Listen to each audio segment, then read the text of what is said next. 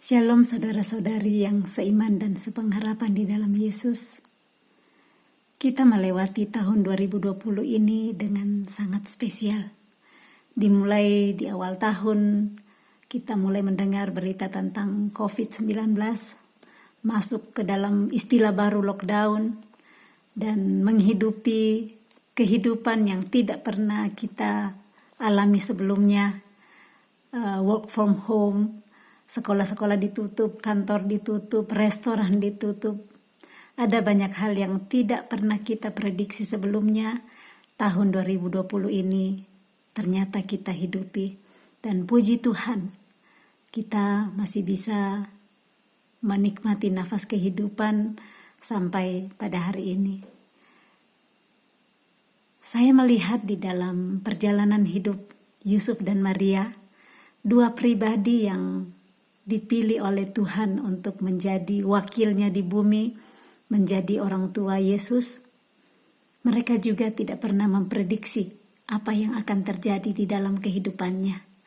Sampai di suatu hari, Maria di saat sendiri didatangi oleh malaikat Gabriel dan berkata kepadanya di Lukas 1 ayat 28. Ketika malaikat itu masuk ke rumah Maria, ia berkata, "Salam, hai engkau yang dikaruniai, Tuhan menyertai engkau." Nah, ayat 29 berkata, Maria terkejut mendengar perkataan itu, lalu bertanya di dalam hatinya, apakah arti salam itu?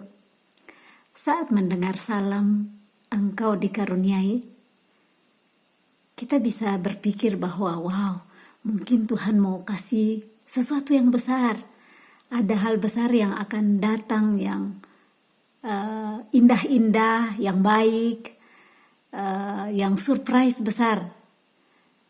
Dan Maria saat itu dijawab oleh malaikat Gabriel bahwa jangan takut hai Maria, sebab engkau beroleh kasih karunia di hadapan Allah.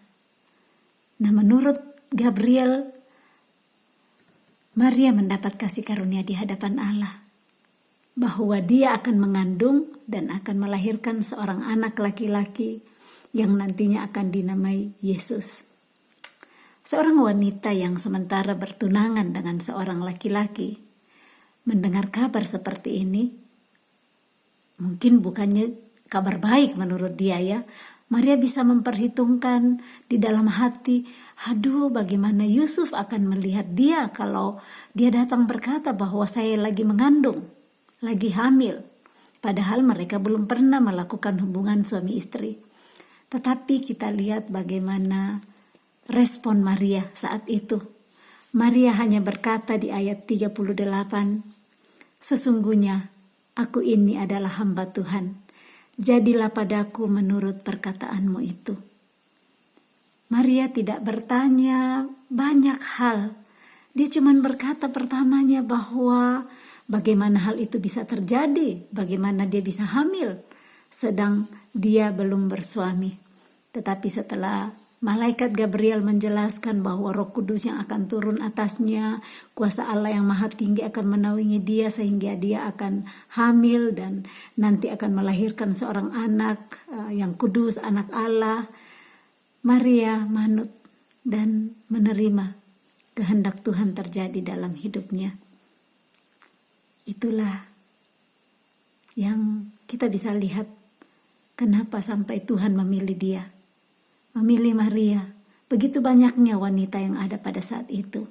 Tetapi pilihan jatuh kepada Maria. Wanita yang taat mengikuti kehendak Tuhan. Wanita yang berhati hamba, yang lembut, yang rendah hati untuk menerima Tuhan memakai hidupnya untuk mengerjakan rencananya di bumi. Dan saya pindah ke Yusuf dari Matius 1.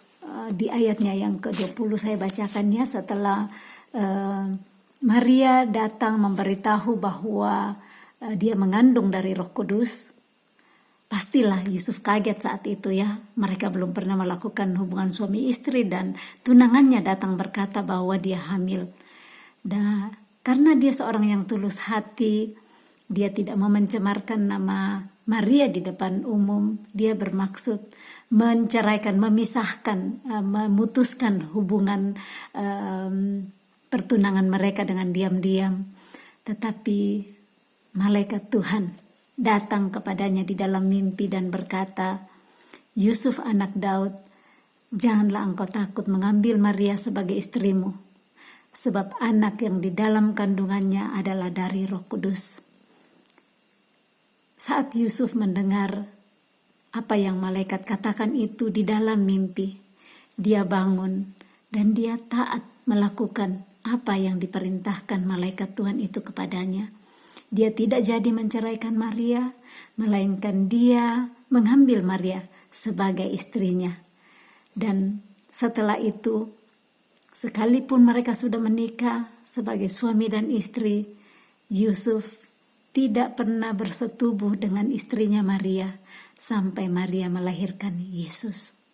Luar biasa kerendahan hati, penyangkalan diri dari Yusuf sebagai seorang suami yang rela untuk memberikan haknya, rela untuk tidak mengumbar nafsunya, sekalipun dia sudah berhak atas Maria, tetapi dia merelakan, menyangkal dirinya untuk hidup sebagai suami Maria, melakukan apa yang Tuhan perintahkan melalui malaikatnya, memperistri Maria dan menjaga Maria dengan anak yang dikandungnya, anak yang berasal daripada Tuhan.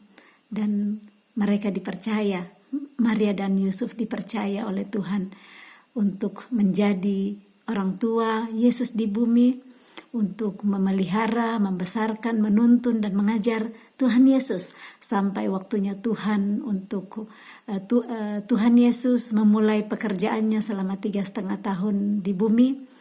Lewat kehidupan Maria dan Yusuf, rencana Tuhan untuk menyelamatkan umat manusia dengan memberikan anaknya yang tunggal, Tuhan Yesus, terlaksana.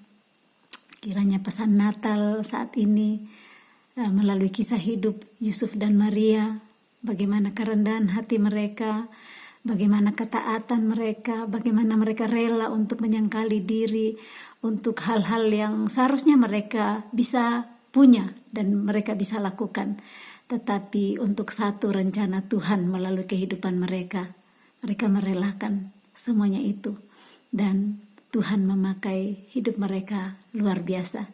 Tuhan dimuliakan lewat kehidupan Yusuf dan Maria, dan kita yang menikmati hari ini, bagaimana dengan kerendahan hati Tuhan Yesus untuk mau menerima Bapaknya mengirim dia ke bumi, dan ada 2 orang tua, Yusuf dan Maria, yang menjadi wakil Tuhan, membesarkan, mendidik, dan mengajarin Yesus sampai Tuhan Yesus mengerjakan tugasnya sebagai juru selamat di dunia.